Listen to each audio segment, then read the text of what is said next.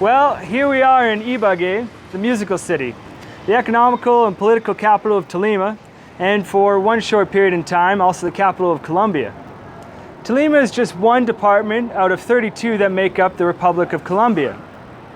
Tolima itself is known for its music, mountains, a surprising amount of Colombian presidents, and its delicious food.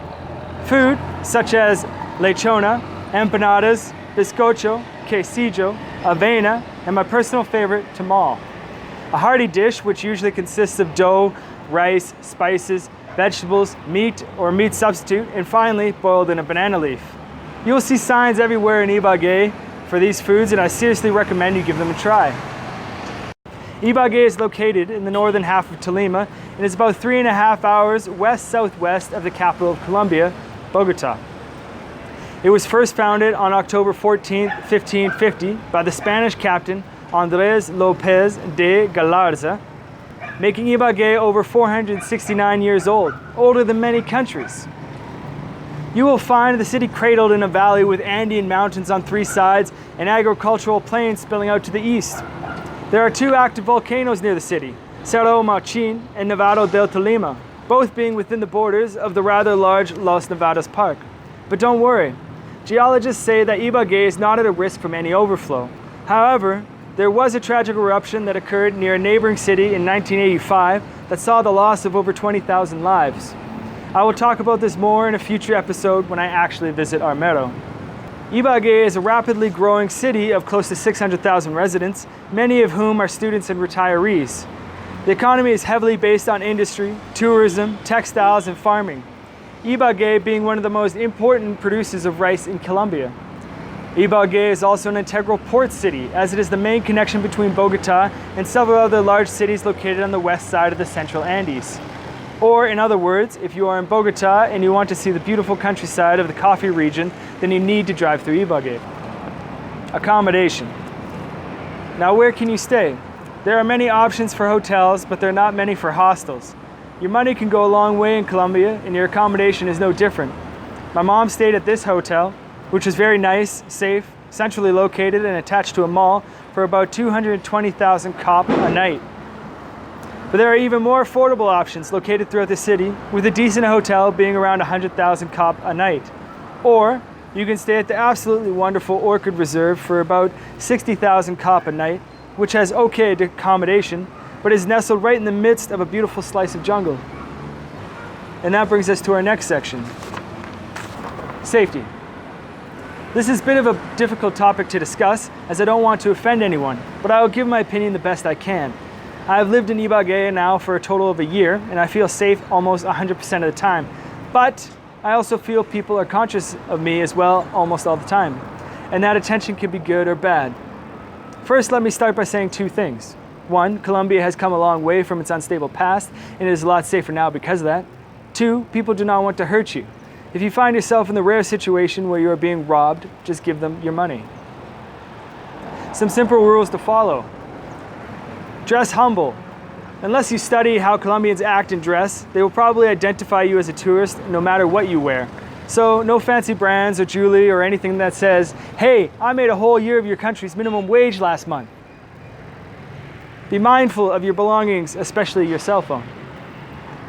Phone thefts are not only quite high in Colombia, but lots of other parts of South America as well. If you have your phone out and you are not paying attention, anyone can easily grab it from you and run away. Be mindful of your surroundings.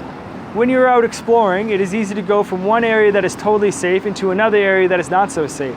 Know your area, or ask a local about certain areas, or travel with a local until you know where is good to go and where is not good to go. As well, the day is usually safer than the night. 7 a.m. is sun up and 6 p.m. is sun down. Try and be back before that. If you are lost, get in a taxi. I've never had a bad experience with a taxi driver. They're usually down-to-earth, hard-working, occasionally chatty people who often love to know where you're from and why you are here. Taxis in Colombia are mandated to be yellow and have their license plate numbers displayed on all sides of the vehicle. The meter should always be running. Carry small bills. The bank machines usually only give out 50 mil notes. Not only are these bills inconvenient for small vendors, it is also an easy way to attract unwanted attention. You can get smaller bills in a bank, or you can break them down by buying stuff at larger businesses and franchises. The 50 mil note is also quite commonly forged, so be wary when receiving them outside of banks and ATMs. Sightseeing. I personally think the tourism industry within Ibague is a bit underutilized, but there are still many wonderful places to visit. Your first adventure will probably take you downtown to Plaza Simon Bolivar. Here you see an open park with huge regional trees, a playground for kids, and many vendors selling things like corn, ice cream, or lemonade. There are plenty of restaurants that surround the square, as well as the visually impressive church, which features some historical architecture. Not but a block away, there's another square named Plaza Morillo Toro, which tends to have live music during the weekends or holidays, and when it doesn't have a venue, it might have people painting or some children feeding pigeons. Running alongside the plaza, you will see Carrera Tercera, which is closed to vehicles and is always bustling with locals, tourists, and vendors alike. Here you can find cheap clothes, cell phone accessories, and tolomense snacks. There's also an abundant selection of restaurants, stores, malls, and local art vendors for you to browse. You may even see a street performer. Not too far from these areas, there's also the Plaza de los Artesanos and Parque Centenario. The latter holds the amphitheater that sometimes has live music or other performances. While you're downtown, you can also visit the Art Museum and the Conservatory of Tolima, the same conservatory that Ibague is famous for. If you want to get a nice view of the entire city, then I suggest you go to the Martinica Ecology Reserve. You will need to book a guide prior to going, but a few dollars and a couple hours of hiking and you will find an amazing view of the entire city. I should add that spending a day going up the Cambema Canyon is also a must. There are many more places in and around Ibague that are worth visiting, and I plan to make more videos describing these places in detail, but for now, I'll move on. So how do we get to these places? Transportation. The majority of Ibague's population takes the city buses. They are easily identifiable, being red in color, having a route number, none of which I've ever remembered, and also displaying a placard with either street numbers or names of popular destinations along the route. Some example of these destinations might be Multicentro, Terminal, or Universidad Antonio Nariño. At this time, the bus fare is 1,800 kop. Most of the bus drivers will stop to pick up and drop off anyone they see, so stops are very frequent. The buses seem to only be full during the rushes in the morning and evening, but during the other times of the day, they're quite comfortable. If you're a taller person such as myself, it might be better to just stand, as the seats on the bus tend not to have much legroom. Or you can take a taxi. It is usually quite easy to hail a taxi, as they seem to be everywhere. I figure the average 10-minute cab ride costs between 5,000 and 7,000 kop, and is definitely a more comfortable experience. The price difference between taxis and buses is not as extreme as it is in Canada, so it is definitely worth it if it is more than just you. People do not tip taxi drivers here. In fact, the only place where it might be common to tip is at a restaurant, and usually higher-end restaurants. There is a third option for when you want to travel somewhere outside of the city, and that is using the touristic buses. Most of the trips are planned for just one day, and usually that day is Sunday, but other days are available. The trip usually includes the bus to and from the destination, a stop at a small store to buy snacks or water, and a free lunch. If you are here in Ibague with a large group of people, then you can organize a bus for your group. Some popular companies that offer this type of service are Phoenix Travel, Escapate Travel Agency, Greenland Expeditions, and Confinalco. If you travel by touristic bus or intercity bus, I highly suggest you have extra clothes or even a blanket. The buses often have the air conditioning cranked, and don't ask me, I don't know why. Shopping.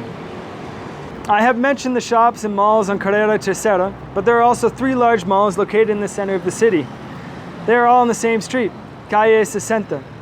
These big malls all have grocery stores, clothing stores, and a cinema. And if you want a break from everything, I know the one theater in La Estacion Mall plays the blockbuster movies in English on Friday and Saturday nights. Colombian cities in general tend to have commercial districts for certain groups of things, such as electrical, kitchen, furniture, or motorcycle. So if you want something specific, ask a local which area of town to go and look there. This is not only convenient for comparing prices, but I guarantee you will find a better price in these areas than in the malls, and you'll be making more of a difference spending your money with small businesses. Nightlife. There are a few options for going out and having some drinks. Are you the partying type? There are quite a few nightclubs you can go to. A couple of the more popular ones being Anthro and Container City, but that is not really my scene. Bars are quite popular as well. If it is some tasty local beer you desire, then BBC is your destination. The beer at this bar might cost something similar to a beer in Canada or United States, but many of my friends say the flavor is worth it. There are 3 BBCs in Ibague and they are located here. Or how about pool? Billiards is a common pastime in Colombia and a great way to spend an evening in my opinion. They don't often play 8-ball, but they still might have a triangle. I have been to this place on Quinta and I would recommend it. Or finally, my number 1 choice, you can go to a tienda. A tienda is normally just a corner store in the day that sells common items at convenience prices, but at night they also sell bottles of beer. You can sit outside on plastic furniture and listen to locals talk shop with their neighbors as you sip on your $1 beer. They often have Colombian music playing, or maybe it's the city's soccer team, Deportes Tolima, on the TV screen. There are hundreds of these small tiendas located throughout the whole city, with almost one of them being on every block. But again, with these tiendas, I suggest you know the area first or go with a local before hanging out at one of these at night. Well, that pretty much concludes my intro video for Ibague. Enjoy yourself, be safe, and have fun. There's a lot of culture to see and experience in Ibague, so don't be afraid to try your Spanish. Tienes un buen día.